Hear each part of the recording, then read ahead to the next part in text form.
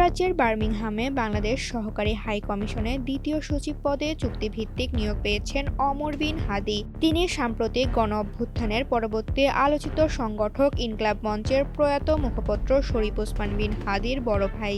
জনপ্রশাসন মন্ত্রণালয়ের চুক্তি ও বৈদেশিক নিয়োগ শাখা থেকে জারি করা এক প্রজ্ঞাপনে এই নিয়োগের বিষয়টি নিশ্চিত করা হয়েছে। প্রজ্ঞাপন অনুযায়ী যোগদানের তারিখ থেকে পরবর্তী ৩ বছরের জন্য এই নিয়োগ কার্যকর থাকবে। নিয়োগের শর্ত হিসেবে জানানো হয়েছে, দায়িত্ব পালনের সময় ওমর বিন হাদিকে অন্য সকল পেশা, ব্যবসা বা প্রতিষ্ঠানের সাথে সম্পর্ক ছিন্ন করতে হবে।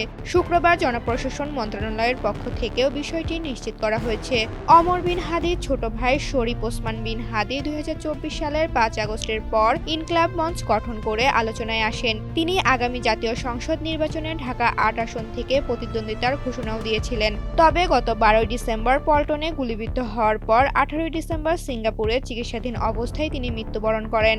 ভাইয়ের অকাল মৃত্যুর পর ওমর বিন হাদির এই গুরুত্বপূর্ণ কূটনৈতিক নিয়োগ এখন রাজনৈতিক ও প্রশাসনিক মহলে বেশ আলোচিত হচ্ছে। ঋতুপর্ণা, জনকণ্ঠ।